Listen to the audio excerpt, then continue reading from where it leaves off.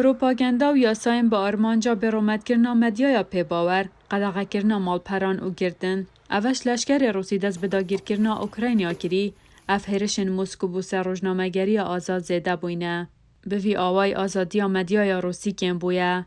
او دو تومار آزادیا چاپمنیا جیهان 2022 دانیزی که رجا دماهی بویه. لگور رک خستنا روزنامه‌وان بسنور یان جی RSF. اوه تومارا سالانه 28 ولادانه ینکو آزادیه که پر خراب یا میدیایی هی. او جی تولین وکی چینه دبن. کو سنسورن خوبو در ویس نورن ولاد دبن. دمه کو پروپاگندال کرملین زیده دبن. دبن کاریگریا پکین و هنگ کنگ دابزینه که برچاب بخواد بینید. پشتی سرداگرتن دست سرکرنا هجماره که مالپر نوچهان ین آلیگرین دموکراسیه.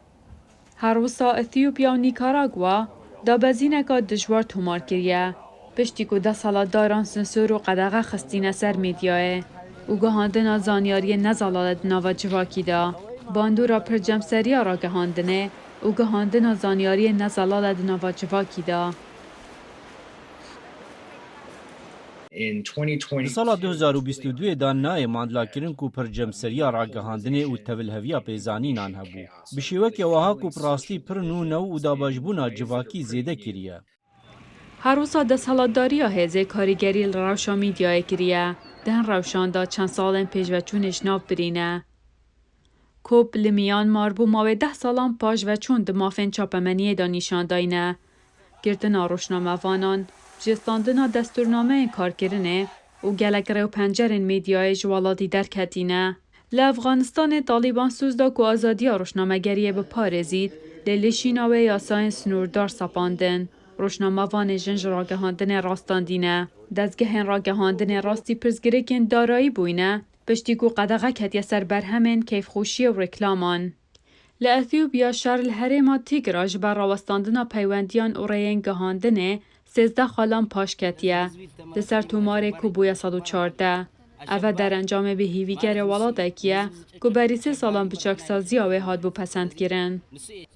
RSF dibêjît, arasteya daketinê û tektîka zûrdariyê belav bûye. Bandûrekî amadekiriya rejimên zordar heye.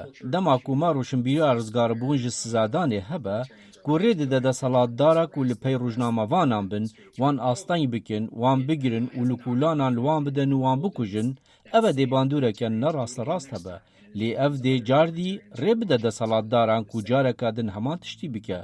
û ev dê bibe rêxweşker ku desalatdarên dijiyê vê dibînin jî heman tiştan bikin. Amerîka bi hevberkirin digel sala 2021 pêşveçûneka kêm dîtiye. Lê rojnamevan û dezgehên ragihandinê çend asteng ji bo pexşkirinê xistîne rê da. Digel wan da, bihane û xwepêşanderên li herêman. Bi şêweyekê asayî em dibînin. Ev yek ji ber pêşguhkirina yasayên birêvebirina tomarên vekirî yan kombûnan e, yan jî ew bi şaşî şirove dikin. Kesek dibêje ka rojnamevan dikare di bûyereka taybet de amade be yan ne? Li gor RSF, dîmokrasî di parastina azadiya rojnamegeriyê da gelek giringî heye. Lê zêdebûna zanyariyên şaş û propaganda, karîgeriyeka gelek xirab li ser nûçeyên serbixwe heye.